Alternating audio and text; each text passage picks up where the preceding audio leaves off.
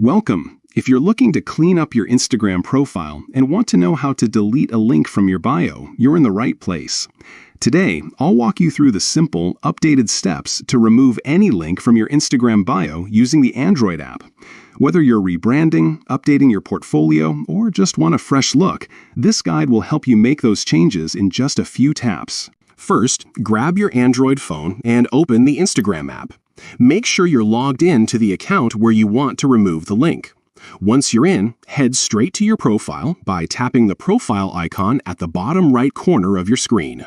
Now, on your profile page, look for the Edit Profile button. It's usually located right below your profile picture and bio.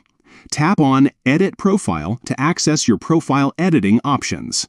Next, you'll see several options, but what you're looking for is the Links section. Tap on Links and you'll see a list of all the links currently added to your bio.